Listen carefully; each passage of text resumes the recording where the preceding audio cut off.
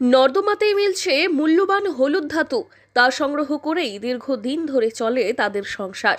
অবিশ্বাস্য মনে হলেও বছরের পর বছর ধরে তারা নর্দমার আবর্জনার মধ্যেই খুঁজে পান নিজেদের রুজির পথ। सोना बार करता है। कौन सा किधर से माटी मिलता है आपको?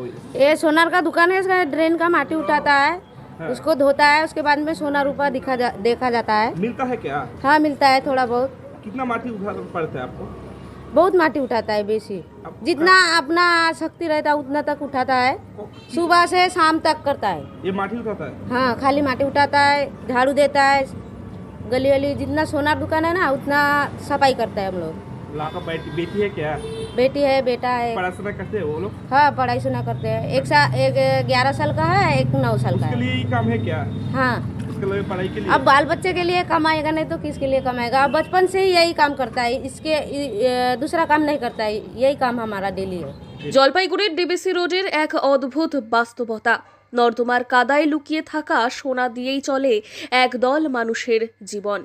প্রত্যেক রবিবার ভোরবেলা কয়েকজন শ্রমজীবী মানুষ শহরের বিভিন্ন সোনার দোকানের সামনে নর্দমা পরিষ্কার করেন। তবে শুধুই পরিষ্কার নয়, তাদের মূল উদ্দেশ্য মাটির সঙ্গে মিশে যাওয়া সোনার গুঁড়ো সংগ্রহ করা। প্রত্যেক দিন অলংকার তৈরির সময় সোনার কণা, টুকরো কিংবা গুঁড়ো বিভিন্নভাবে পড়ে যায় এবং ধীরে ধীরে নর্দমার মাটির সঙ্গে মিশেও যায়। এই শ্রমিকেরা প্রথমে আবর্জনা সংগ্রহ করেন, তারপর তা বাড়িতে নিয়ে গিয়ে বিশেষ প্রক্রিয়ায় ফিল্টার করেন। নোংরা, কাদা, ময়লার স্তর সরিয়ে ধীরে ধীরে বেরিয়ে আসে ছোট্ট ছোট্ট সোনার কণা। সোনার দোকানের সামনে আমরা মাটি উঠাই। কিসের জন্য? না সোনা টোনা পাওয়া যায়, গুঁড়া গাড়ি। ড্রেনও তো পরিষ্কার হচ্ছে। হ্যাঁ ড্রেনটা বি পোষা হইতেছে।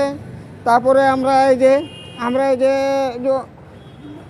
ছিল ফেলে না, ওই ছিলটিল গুঁড়া গাড়ি কাগজ পঙ্গাত ফেলে দেয়, তো ওখানে পাওয়া যায় অল্প স্বল্প।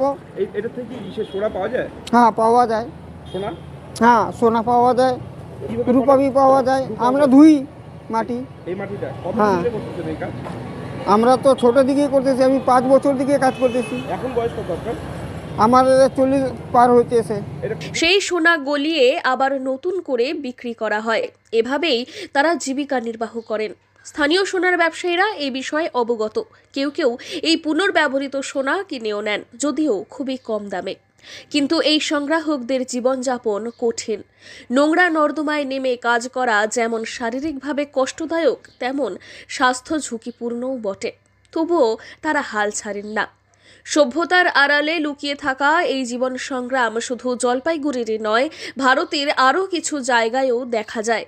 শহরের আলোকিত সোনার দোকানের পেছনে লুকিয়ে থাকা এই অন্ধকার বাস্তবতার কথা খুব কম মানুষই হয়তো জানেন। জলপাইগুড়ি থেকে সুরজিৎ দে রিপোর্ট, লোকাল 18 বাংলা।